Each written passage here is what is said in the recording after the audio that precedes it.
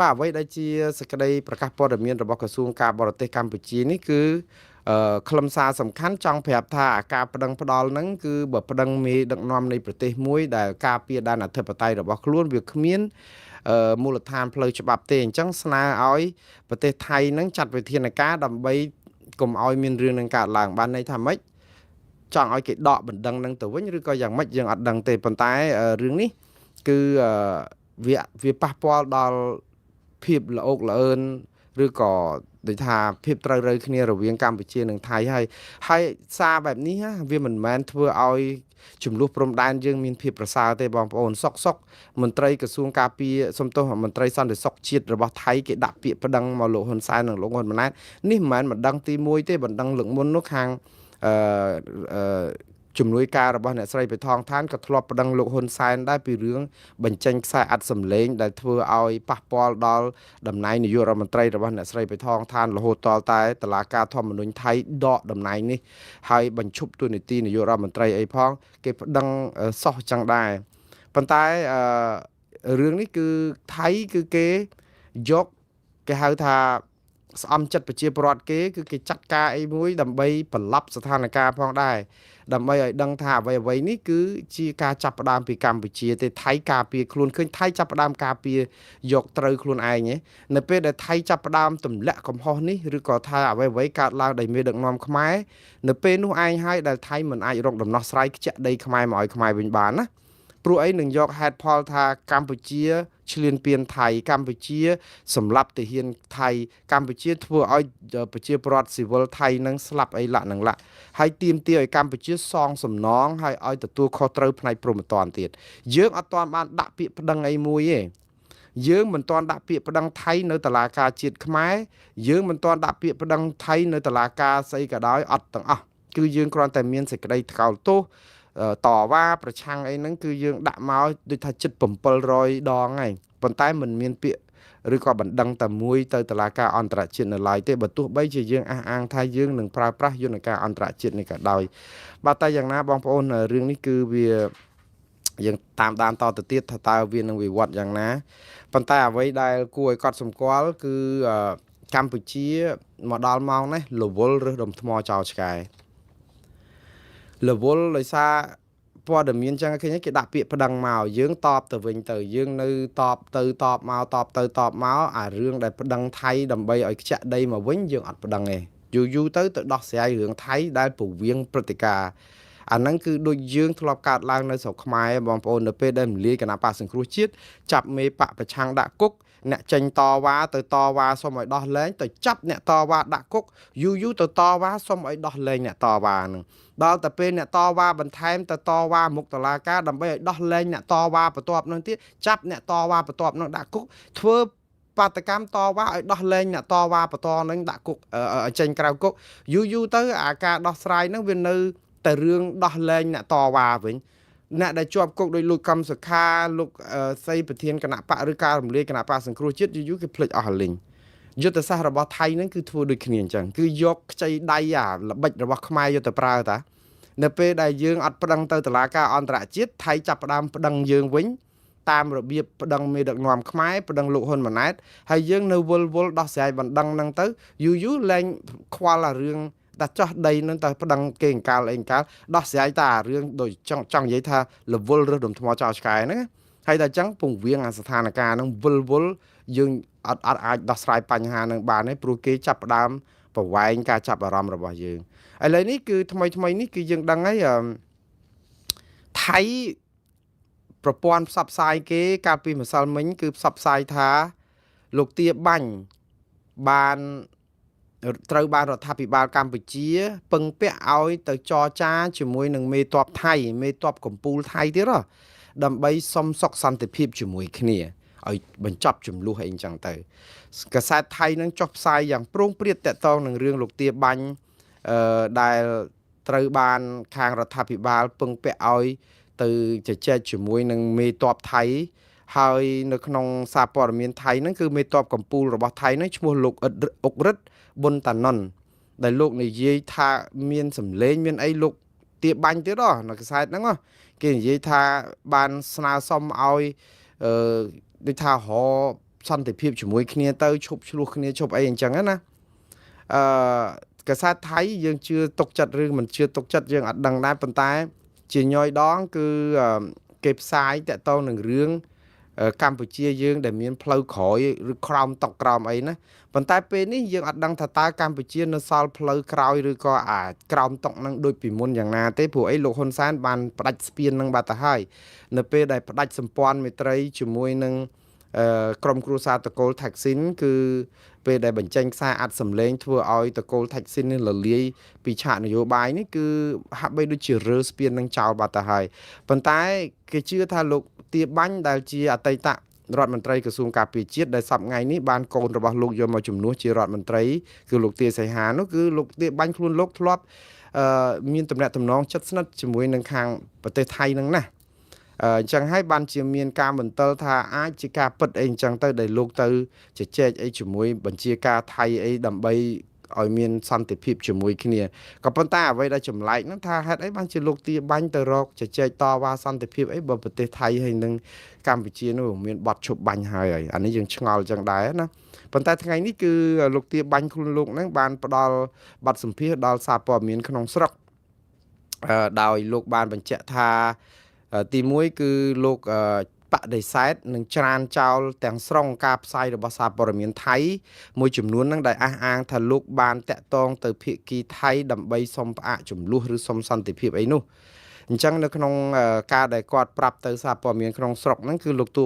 កទាបាញ់បញ្ជាក់ថាព័ត៌មានខាងលើហ្នឹងតាមពិតលោកចាត់ទុកថាជាព័ត៌មានបំបែកបំបាក់ឬក៏ញុះញង់មូលបង្កាច់ឬក៏បំផ្លាស់ការពិតអីអញ្ចឹងដែលនាំឲ្យកើតមានការយល់ច្រឡំដល់សាធារណជននិងប៉ះពាល់ដល់ភាពជាក់ស្ដែងនៃស្ថានភាពនៅដែលកំពុងកើតមានឡើងហើយលោកបានបញ្ជាក់អញ្ចេះថាលោកមិនបានតាក់ទងឬក៏សុំអ្វីទៅកាន់ភាគីថៃដោយការចុះផ្សាយរបស់សារព័ត៌មានរបស់ថៃមួយចំនួននោះឡើយហើយលោកក៏បានអំពាវនាវឲ្យសាធារណជននឹងប្រើប្រាស់ការវិយតម្លៃដោយប្រុងប្រយ័ត្នចំពោះព័ត៌មានដែលគ្មានប្រភពច្បាស់លាស់អីចឹងបាទយ៉ាងណាបងប្អូននេះគឺធម្មតានៅក្នុងកិច្ចការប្រទេសជាតិវាមានរឿងសម្ងាត់វាមានរឿងលើតុវាមានរឿងអីអញ្ចឹងណាប៉ុន្តែរឿងប្រព័ន្ធមេឃបែបនេះហេតុអីបានសុកថ្នាក់ដឹកនាំយោធាកម្ពុជារបស់ថៃមកហ៊ាននិយាយពីយោធាខ្មែរជួបប្រជុំហើយអីអញ្ចឹងទៅជួនកាលលោកទាបាញ់ដើម្បីដូចថាគេហៅទុកមុខទុកមាត់អីចឹងផងទៅក៏ចេញបកស្រាយប៉ុណ្ណេះដើម្បីប្រាប់ថាកម្ពុជាមិនអន់ដល់ថ្នាក់ទៅចុះចាញ់លុតក្រាបទៅសុំគេសុំសុខសន្តិភាពអីអញ្ចឹងទៅព្រោះយើងនឹងវាបាក់ស្បាតច្រើនដែរហើយដូច្នេះបើនិយាយឃ្លាបែបនេះទៀតវាធ្វើឲ្យផ្នែកវិស័យការពារជាតិយើងថ្នាក់ដឹកនាំយើងនឹងគឺថាវាអន់ពេកដូច្នេះសារនេះក៏ជាអាចការជំរះមិនទិលបានមួយរយៈដែរតែមិនដឹងថាយូរបានប៉ុណ្ណាទេក្រៅតែពីលោកទាបាញ់នេះគឺមានការប្រកែកឬក៏បំភ្លឺបកស្រាយមួយទៀតហើយគឺពីលោកផ្កាយ4ឥតសារ៉ាត់បាទថ្ងៃនេះលោកឥតសារ៉ាត់ឯនោះវិញគឺមិនតាក់ទងរឿងថៃទេគឺតាក់ទងខ្មែរគ្នាឯងលោកថាលោកបំភ្លឺរឿងចាញ់សារតលន់នឹងការអួតនឹងលើកជើងហួសខ្នាតរបស់បុគ្គលមួយចំនួនយើងមិនដែលឮថ្នាក់ដឹកនាំដល់ផ្កាយ4អីវិញដូចកម្រិតដូចលោកឥតសារ៉ាត់អីដែលមេយោធាធំអីមកចេញសារតាក់ទងនឹងរឿងសង្គមឯងព្រោះជាទូទៅគាត់និយាយតែពីរឿងការងាររបស់គាត់នឹងចុះទៅសម្ពោធនេះមានថ្លែងសន្ទរកថាជួបតបជួបអីអញ្ចឹងតែប៉ុណ្ណឹងឯងប៉ុន្តែនៅពេលដែលនិយាយតាក់ទងរឿងកិច្ចការសង្គមគឺជារឿងកម្រអញ្ចឹងប្រជាពលរដ្ឋចិត្តតែចង់ដឹងហើយចិត្តតែឆ្ងល់ដំបូងឡើយយើងចិត្តតែគិតថាប្រហែលជាកណនី Facebook ហ្នឹងអាចត្រូវអ្នកណា hack លួចចូលប្រើទេប៉ុន្តែឥឡូវនេះ1ម៉ោងប្រហែលជា2ម៉ោងមុននេះលោកឥតសារ៉ាត់បានសរសេរសារមួយហើយបញ្ជាក់ច្បាស់ហើយថាកណនីហ្នឹងគឺជាកណនី Facebook ពិតរបស់គាត់ហើយហេតុអីបានជាអញ្ចឹងលោកសរសេរសារអញ្ចេះលោកថាកន្លងមកខ្ញុំបានចេញសារមួយកាលពីថ្ងៃទី28ខែមករាក្នុងគោលបំណងលើកទឹកចិត្តដល់បងប្អូនយោធិនដែលកំពុងបំពេញកិច្ចការការពារបូរណភាពទឹកដីយើងនៅលើសមរភូមិលោកបន្តទៀតថាបើទោះបីជាអ្នកខ្លះបំពេញភារកិច្ចនៅសមរភូមិជួរមុខនិងអ្នកខ្លះនៅសមរភូមិជួរក្រោយក៏ដោយក៏ប៉ុន្តែទាំងអស់គ្នាសុទ្ធសឹងតែមានភារកិច្ចនិងវីរភាពការពារជាតិដូចគ្នាមានន័យថាយើងទាំងអស់គ្នាជិះលើនាវាតែមួយក្រោមការដឹកនាំ របស់សម្ដេចអគ្គមហាសេនាបតីតេជោហ៊ុនសែនប្រធានព្រឹទ្ធសភានៃព្រះរាជាណាចក្រកម្ពុជានិងសម្ដេចបវរសម្ដេចមហាបវរធិបតីហ៊ុនម៉ាណែតនាយករដ្ឋមន្ត្រីនៃព្រះរាជាណាចក្រកម្ពុជាលោកអក្សរ៉ាត់បន្តទៀតថាសារនោះមិនមានបំណងលើកឡើងថាអ្នកណាមានវីរភាពជាងអ្នកណាឬបែងចែកតម្លៃរវាងអ្នកនៅសមរភូមិជួរមុខនិងជួរក្រោយឡើយព្រោះទាំងអស់គ្នាសុទ្ធតែមានវីរភាពដូចគ្នាទោះជាយ៉ាងណាកន្លងមកមានបណ្ដាញសារព័ត៌មាននិងអ្នកវិភាគមួយចំនួនបានយកសារនោះទៅភ្ជាប់ជាមួយនឹងថ្នាក់ដឹកនាំដែលការបកស្រាយនោះខុសពីអត្ថន័យនិងគោលបំណងដើមរបស់ខ្ញុំសូមឲ្យបណ្ដាញសារព័ត៌មាននិងអ្នកវិភាគនានាបញ្ឈប់ការធ្វើអត្ថាធិប្បាយឬក៏វិភាគខុសអត្ថន័យនៃខ្លឹមសារដើមរបស់ខ្ញុំដែលនាំឲ្យមានការយល់ច្រឡំតាមពិតលោកអិតសារ៉ាត់សារដែលបកស្រាយប៉ុណ្ណេះសមស្របនឹងអាចយល់ស្ដាប់គាត់បានណាប៉ុន្តែនៅពេលដែលគាត់សរសេរសារដំបូងហើយឲ្យគេបកស្រាយយល់ច្រឡំតាមពិតមិនមែនអ្នកដែលស្ដាប់យល់ច្រឡំសាររបស់គាត់ទេគឺសាររបស់គាត់ខ្លួនឯងនឹងដែលធ្វើឲ្យមានការយល់ច្រឡំណាដូច្នេះកម្រិតនៅក្នុងការតាក់ទងនៅក្នុងការផ្ញើសាររបស់លោកអាចនឹងមានកម្រិតដែរព្រោះអីយើងសរសេរអីក៏ដោយនៅពេលដែលឲ្យពំតណោតគឺបានន័យថាបង្កើតឲ្យមានភាពមន្ទិលចឹងហើយបានជាយើងសរសេរទៅឲ្យវាច្បាស់លាស់ទៅជាជាងឲ្យមានការបកស្រាយខុសពីខ្លឹមសារដើមយើងបញ្យល់ឲ្យលម្អិតទៅក៏អត់បញ្យល់លម្អិតទេហើយចាំមើលខ្ញុំបញ្យល់ថាសារ28ហ្នឹងគាត់សរសេរថាម៉េចគាត់សរសេរអញ្ចេះបាទលោកបច្ចៈទៀតលោកអក្សរ៉ាត់គឺជាឧត្តមសេនីយ៍ផ្កាយ4ជាអគ្គមេបញ្ជាការរងនាយសេនាធិការចម្រុះនៃកងយុទ្ធពលខេមរៈភូមិន្ទថ្ងៃទី28លោកសរសេរសារលើបណ្ដាញសង្គម Facebook លោកដូចនេះខ្ញុំមិនដែលផុសឬបង្ហោះទេតែពេលនេះខ្ញុំឃើញការផុសនិងបង្ហោះខ្លះអួតផងលើកជើងផងចង់លើកដំកើងខ្លួនជាអ្នកខ្លាំងជាវីរៈបរោះតែយោធិនរបស់យើងនៅលើសមរភូមិបានប្រយុទ្ធយកជីវិតដើម្បីការពារជាតិតែរូបថតមិនដែលមានទេតែមានអ្នកខ្លះមិនដែលឃើញមុខនៅសមរភូមិនឹងពេលប្រយុទ្ធទេបែរជាមានរូបឲ្យអួតសុទ្ធតែវីរៈបរោះបោះពុំសៀវភៅនិងបង្ហោះតាម Facebook ទៀតសូមអ្នកផុសនិងបង្ហោះឈប់ធ្វើរបៀបនេះតទៅទៀតធ្វើឲ្យប៉ះទង្គិចសតិអារម្មណ៍បងប្អូននៅសមរភូមិខ្លាំងណាស់យើងចង់ធ្វើវីរៈបរោះពេលប្រយុទ្ធសូមអញ្ជើញមកចូលមកប្រយុទ្ធមកបើចង់ខ្លាចជាវីរៈបរោះតើសារនេះមានកន្លែងណាដែលមិនតិលបើខ្ញុំមើលទៅគឺគាត់រករឿង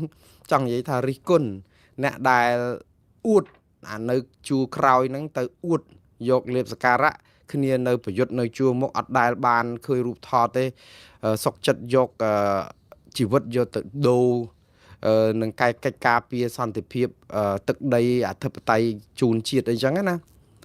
នៃហ្នឹងឲ្យរហូតដល់ប្រើពាក្យអ្នកខ្លះបោះពុំសភៅបង្ហោះតាម Facebook តើសភៅអីគេ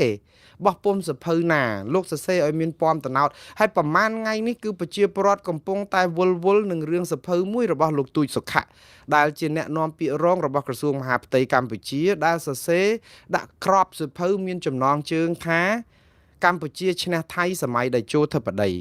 ដែលតាមពិតចំណងជើងនេះលោកសរសេរតាំងពីខែ6មកម្លេះខែ7 5 6ខែមុនមកម៉េះតែអត់ទាន់បានរៀបចំជាសភៅគាត់ថាគ្រោងនឹងបោះពុំសភៅហ្នឹងហើយអាសភៅហ្នឹងគឺលើកជើងលើកសរសើរថាភាពអស្ចារ្យនៅពេលដែលខ្មែរបាត់ដីអស់មកកណោអាហ្នឹងគេទលន់អីចឹងទៅហើយដល់ពេលគាត់ជួនលោកអិតសរ៉ាត់សរសេរសារតាក់ទងនឹងបោះពុំសភៅលើកដំកើងវីរៈបរោះអីណាអស្ចារ្យគេតស៊ូមកកណោនោះគេមិនតឹងថាអីផងមិនដែលបានរូបថតមកស្លឹកអីបរហាញអួតអីចឹងដូចអ្នកនៅក្រោយចឹងទៅវាធ្វើឲ្យស៊ីគ្នាទៅនឹងអ្វីដែលកំពុងកើតឡើងវាបង្កើតឲ្យមានភាពមន្ទិលអាចលោកអិតសរ៉ាត់ចង់និយាយពីសភៅអ្នកណាក៏យើងអត់ដឹងក៏ប៉ុន្តែស្មារតីដែលលោកអិតសរ៉ាត់នេះនិយាយហ្នឹងគឺខ្ញុំទទួលឮឡើងពេញតិចឲ្យពីបងប្អូនទាហានយើងជួមុខផ្ញើមកដើម្បីនិយាយសារស័ព្ទអំពីការមិនពេញចិត្តអីថ្នាក់អីសពបែបយ៉ាងតែខ្ញុំមិនសូវដែរផ្សាយទេវាស្របគ្នាទៅនឹងអ្វីដែលខ្ញុំបានឮដែរតាក់ទងនឹងការយកបងអួតអាងជួមុខអ្នកខ្លះទៀតថាអាពេលដែលមានប្រយុទ្ធហ្នឹងគ្រួសារអ្នកក្រហ្នឹងបញ្ជូនទៅអស់ហើយគ្នាខ្វះខាតយកទៅស្លាប់ គ្រួសារអ្នកដែលធ្វើទៅហ៊ានអីដែលមានប្រាក់មានអីហ្នឹងនាំគ្នាធ្វើពុតជាលេះជាឈឺជាអីចឹងទៅសុំច្បាប់សម្រាកអីរាប់សប្តាហ៍អញ្ចឹងទៅដល់តែពេលឈប់មានសង្គ្រាមឈប់ផ្ទុះអីចឹងអ្នកដែលសម្រាកពីឈឺហ្នឹងឡើងមកបង្ហាញខ្លួននឹងធ្វើដូចជាខ្លួនឯងនឹងបានប្រយុទ្ធបានពុះពៀអីចឹងនេះយកលៀបសការៈសារនឹងខ្ញុំលឺឡើងសោះអស់ហើយខ្ញុំអត់ដែលផ្សាយប៉ុន្តែយ៉ាងណាបងប្អូនអាហ្នឹងវាគ្រាន់តែជារឿងដែលយើងត្រូវតែពិនិត្យមើលបន្ថែមទៀតថាតើហេតុអីបានសុកលោកអិតសារ៉ាត់ត្រូវឡើងមកសរសេរសារបែបនេះនៅក្នុងនាមលោកជាមេកងយុទ្ធពលខេមរៈភូមិន្ទមួយរូបដែរហើយបើសិនជាលោកអាចទ្រាំបានមិនសរសេរទេហើយឥឡូវទៅសេមកពំតណោតចេញការបកស្រាយមកគាត់ថាអ្នកសមរភូមិមុខអ្នកសមរភូមិក្រោយសុទ្ធតែសំខាន់ដូចគ្នាតាមពិតមិនមែនហើយអ្នកចូលផ្ដាល់ស្បៀងប៉ុន្តែក៏នៅតែមានមន្ត្រីអែបអបឡែបឡប់លើកជើងមេខ្ពស់កប់ពពកហ្នឹងគឺអួតអាងដើម្បីតែយកបងនៅក្រោយពេលសង្គ្រាមហ្នឹងក៏គឺតែមានច្រើនចឹងដែរតែយ៉ាងណាបងប្អូននេះគឺជាការបកស្រាយរបស់លោកអិតសារ៉ាត់បងប្អូនទទួលបានឬក៏មិនបានបងប្អូនស្ដាប់សំណូមពររបស់គាត់ហើយឥឡូវនេះនិយាយអំពីលោកទូចសុខៈវិញម្ដងបងប្អូនឃើញប្រហែលថ្ងៃហ្នឹងគឺសភៅមិនមែនសភៅទេក្របសភៅរបស់លោកហ្នឹងគឺថាពេញបណ្ដាញសង្គម Facebook សភៅកម្ពុជាឈ្នះថៃសម័យតេជោធិបតីពាក្យហ្នឹងណាបើយើងនិយាយមកហ្នឹងគឺវាអត់មានអីខុសទេព្រោះជាមន្ត្រីក្រសួងការពារជាតិមួយជាអ្នកនាំពាក្យរងរបស់ក្រសួងសំទោសក្រសួងមហាផ្ទៃលោកចង់សរសេរលើកជើងអ្នកដឹកនាំអញ្ចឹងហើយបើមិនសរសេរលើកជើងអ្នកដឹកនាំតើបានតួនាទីបុណ្យស័ក្តិឋានៈអីចឹងព្រោះអីទៅសរសេររិះគន់អ្នកដឹកនាំគេដកចេញពីតួនាទីបាត់ហើយមិនចឹងមានអីត្រូវឆ្ងល់បើសិនជាអ្នកផ្សេងទៀតដោយលោកសុខៈក៏ចង់ធ្វើអញ្ចឹងដែរព្រោះតែធ្វើអញ្ចឹងទៅមេដឹងថាកូនចៅចេះលើកជើងសរសើរមេអញ្ចឹងឡើងតួនាទីបុណ្យស័ក្តិរហូតអីអញ្ចឹងតែក៏ប៉ុន្តែដល់ពេលថៃកំពុងវាយយកដីខ្មែរយើងដល់ទៅ40កន្លែងហើយយើងនឹងវាបាក់ស្បាតគ្រប់កន្លែងហើយយើងនឹងវាចាញ់គេដល់ពេលអញ្ចឹងទៅវាក្រាំចិត្តប្រជាប្រដ្ឋវាតលន់កលៈទេសៈនេះគឺសភៅដែលមានក្របបែបនេះគឺវាមិនគួរណានឹងមានទេហើយដូច្នេះតាមពិតលោកសុខៈហ្នឹងក៏អត់ទាន់បានបោះពុំសភៅហ្នឹងសរសេរតាំងអត់ទាន់វាយជាមួយថៃម៉េះគឺគាត់បានប្រាប់ថាគាត់នឹងសរសេរសភៅដោយបញ្ចូលអនុសាសន៍យុទ្ធសាស្ត្រអីក្នុងការយកឈ្នះថៃអីហ្នឹងរហូតដល់ប្រមាណ20 30ចំណុចអីអញ្ចឹងទៅនិយាយពីបទពិសោធន៍របស់លោកហ៊ុនសែនតាំងពីមុនសង្គ្រាមលោកសុខៈនេះមិនមែនអត់ដែលសរសេរសភៅទេណាបងប្អូនសភៅរបស់លោកបានចេញរួចទៅហើយមួយក្បាលទៀតបងប្អូននៅចាំគឺសភៅដែលមានចំណងជើងថារៀនពីហ៊ុនសែនដើម្បីជោគជ័យគឺគាត់បានផ្សាយសភៅនេះថាតើជោគជ័យអីគេខ្លះដែលយើងគួររៀនសូត្រពីលោកហ៊ុនសែនយើងអត់ដឹងព្រោះគាត់និយាយថាបទពិសោធន៍ដែលលោកហ៊ុនសែនកាន់ជានាយករដ្ឋមន្ត្រីប្រហែលឆ្នាំចំពោះប្រជាពលរដ្ឋខ្មែរភាគច្រើនដែលឃើញអំពីនយោបាយវាយមួយងើបមួយបំផ្លាញគ្នាសម្លុតបំភ័យធ្វើទុកបុកម្នេញក្រុមប្រឆាំងចាប់អ្នកនេះដាក់គុកទៅរករឿងគេទៅដល់ផ្ទះលាក់នឹងលាក់អីនេះរកកន្លែងដែលរៀនបទពិសោធន៍ជោគជ័យពីលោកហ៊ុនសែនអត់បានចឹងបាទប្រជាពលរដ្ឋចេះតែតលន់ណាដល់តែពេលយើងនិយាយចឹងគេថាយើងនឹងវាកាន់ជើងលើកជើងមេនឹងវាហួសកប់ពពកហើយតែចឹងទៅភាសាអស់ហ្នឹងស្ដាប់មកគឺគេដឹងថាក្រុមនេះសិតតែក្រុមអាជ័យធ្លាក់ទឹកតែស្ក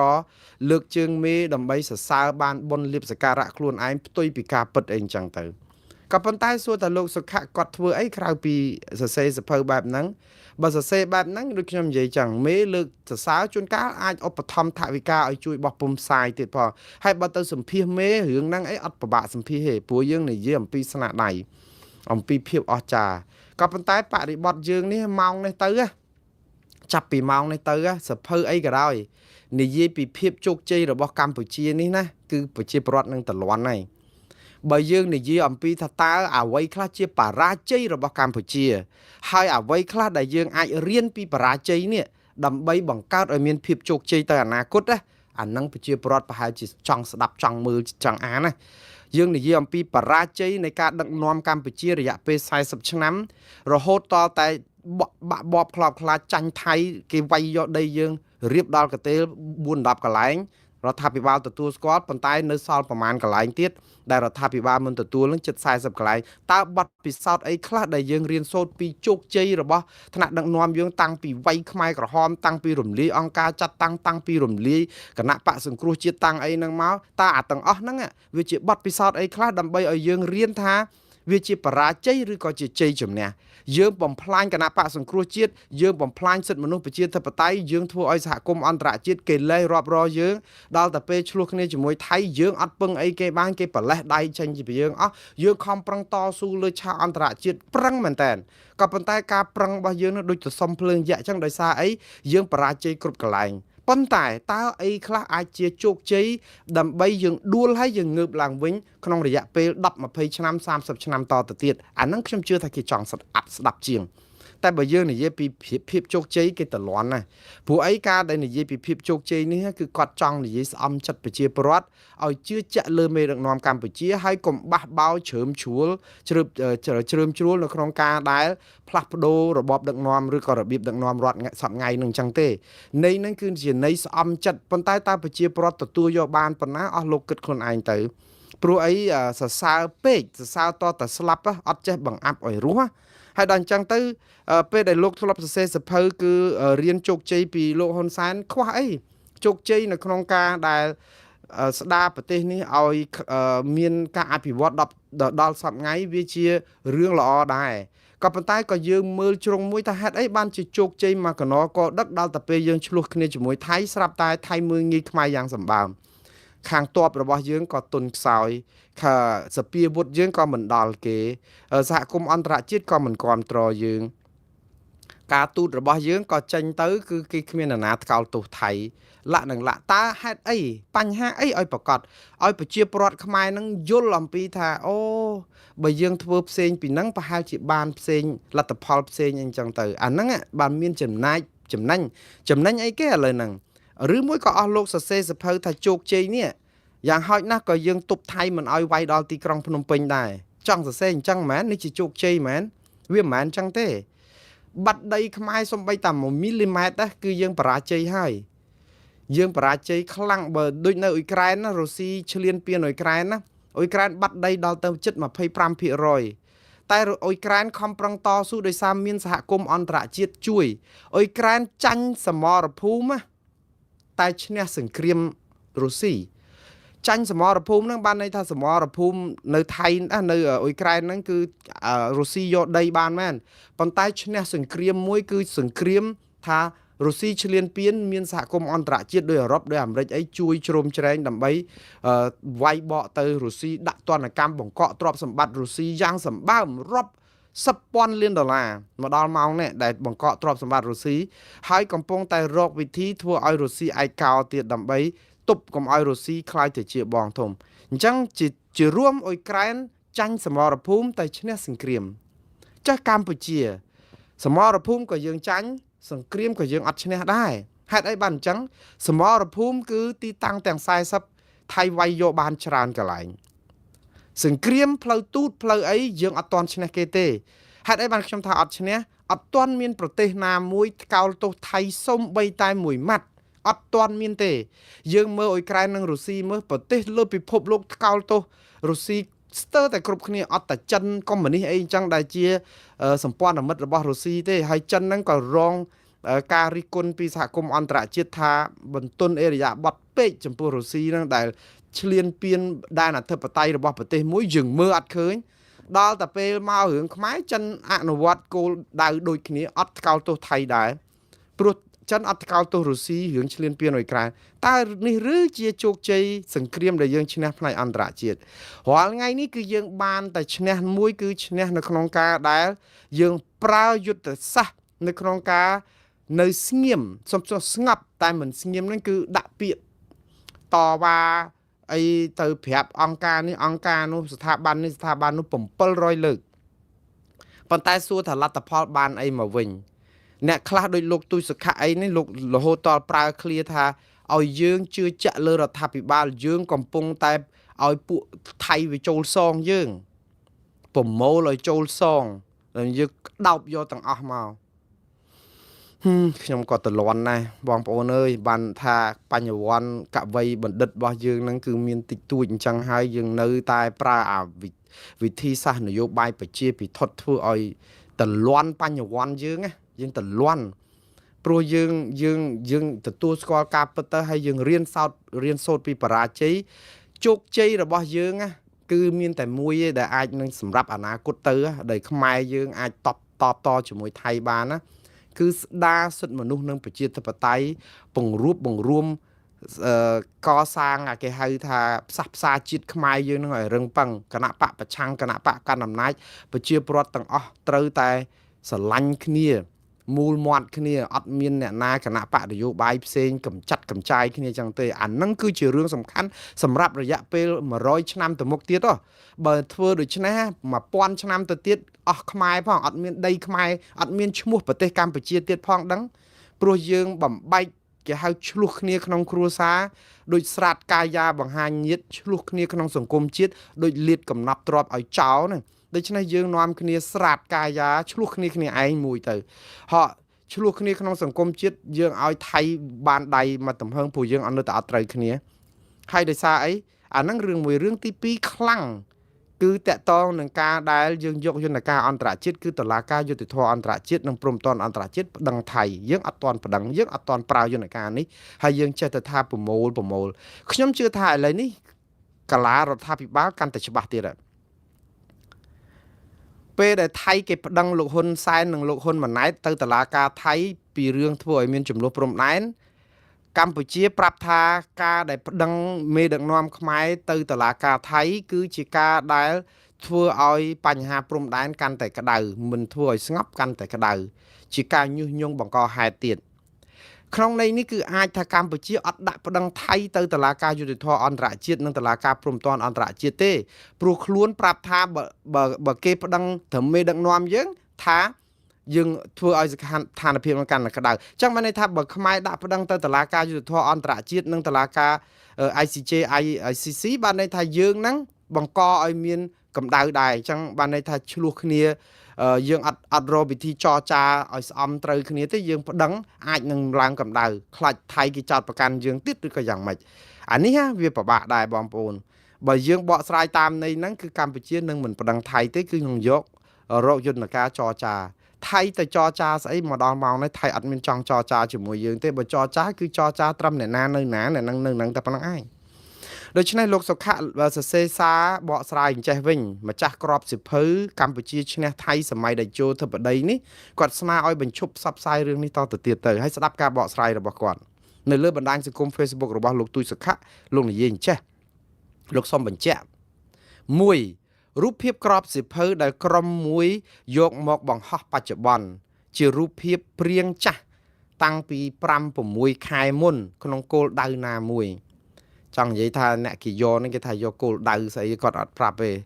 ទី2ខ្លឹមសារមិនទាន់បញ្ចប់នៅឡើយទេកំពុងតែបន្តសរសេរតាមព្រឹត្តិការណ៍ហើយក៏មិនទាន់បោះពុម្ពដែរ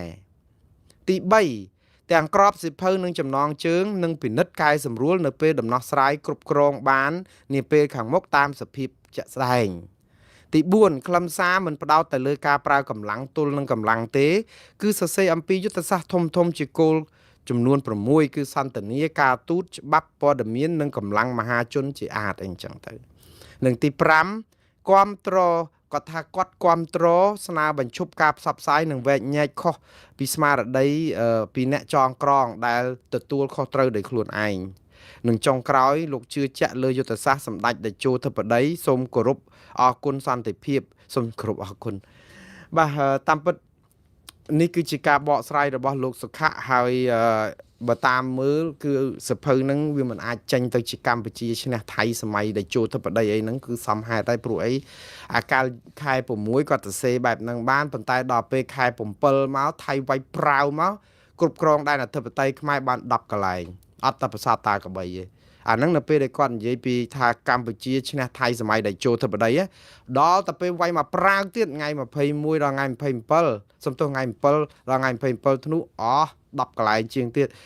40សរុបទៅប៉ុន្តែកម្ពុជាទទួលស្គាល់តែ14ហ្នឹងបាទយ៉ាងណាក៏ដោយបងប្អូនកម្ពុជាយើង យើងអារបៀបអាចេកធ្លាក់ទឹកហ្នឹងគឺយើងសបោអញ្ចឹងគឺយើងគេថាសរសើរឲ្យស្លាប់បង្អាប់ឲ្យរស់យើងអត់ទេយើងសុកចិត្តសរសើរឲ្យស្លាប់ហើយដល់ពេលប្រជាប្រដ្ឋជ្រិញទៅគឺគេចាប់ផ្ដើមរិះគន់របៀបដឹកនាំរបៀបមន្ត្រីដែលម៉ាយកទៅសងឬក៏តែស្កអាចេកធ្លាក់ទឹកអីអញ្ចឹងហើយគេដូចថាអ្នកណាដែលអានសភៅរបស់លោកសុខៈហ្នឹងគឺគាត់តែឃើញចំណងជើងសភៅហ្នឹងក៏គេដឹងថាលោកនឹងសរសេរអីបាត់ទៅហើយវាដូចថាយើងផ្សាយព័ត៌មាននិយាយគេបញ្ចុះសីមានៅវត្តនេះវត្តនោះអញ្ចឹងព័ត៌មានស្រុកខ្មែរភាគច្រើនអូឯអាដាមនេះចុះបរិច្ចាគលុយធ្វើដងស្នាប់នៅនេះប្រមាណកន្លែងចុះទៅបញ្ចុះសីមានៅនេះបនហែបនកឋិនចូលវត្តនេះលាក់នឹងលាក់អីអញ្ចឹងទៅអាហ្នឹងមិនមែនជាព័ត៌មានសម្រាប់ឲ្យប្រជាពលរដ្ឋចង់ស្ដាប់ទេគេហៅព័ត៌មានពិធីសារព័ត៌មានពិធីសារហ្នឹងបានន័យថាធ្វើឲ្យគ្រប់កិច្ចជួនកាលត្រូវបានម្ចាស់ដើមទានប្រធានដើមបុណ្យហ្នឹងបង់លុយឲ្យអ្នកសារព័ត៌មានហ្នឹងយកទៅផ្សាយទៅទៀតដើម្បីយកមុខយកមាត់បងបុណ្យរបស់គេថាគេបានធ្វើបុណ្យហែចូលវត្តនេះវត្តនោះអីចឹងទៅប៉ុន្តែអាព័ត៌មានតាក់ទងនឹងសិទ្ធិមនុស្សប្រជាធិបតេយ្យរឿងអំពើពុករលួយរឿងបរិស្ថានដីធ្លីរឿងរដ្ឋដោះស្រាយបញ្ហាមិនចំគោលដៅរឿងអធិបតេយ្យរឿងអីហ្នឹងអត់សូវមានទេអាហ្នឹងហើយដែលរាជខ្មែរយើងអាភ័ព្វអញ្ចឹងតែយើងគ្មានសារព័ត៌មានឯករាជ្យទេណាប៉ុន្តែយើងខ្មែរយើងមួយចំនួននិយមជ្រុលគឺថ្ងៃនេះគួរឲ្យហួសចិត្តដែរតែមិនសូវជាភ្ញាក់ផ្អើលអីប្រហែលនេះខ្ញុំនៅពេលដែលឃើញសំណេរខ្មែរយើងគឺកណនី Facebook ខ្មែរយើងអបអសាទរអ្នកបើកយន្តហោះយោធាថៃដែលស្លាប់ទាំងពីរនាក់ក្នុងគ្រោះថ្នាក់ធ្លាក់យន្តហោះពេលដែលវឹកហាត់នៅឯឈៀងម៉ៃបងប្អូនខ្ញុំស្រក់ទឹកភ្នែកនៅពេលដែលយើងស្អប់ថៃប៉ុណ្ណាក៏ស្អប់ចោះប៉ុន្តែយើងកុំរំលាយសជីវធម៌សិលធម៌ជាមនុស្សបងប្អូនជាខ្មែរយើងអត់មានថោកទាបអញ្ចឹងទេបងប្អូនយើងជាខ្មែរមានវប្បធម៌ប្រពៃណីទំនៀមទម្លាប់ផូរផង់ណាខ្មែរយើងនេះគឺជាជាតិសាសន៍ថ្កុំថ្កើងថ្លៃថ្នូរណារៀនសូត្រមានសុជីវធម៌មានសិលធម៌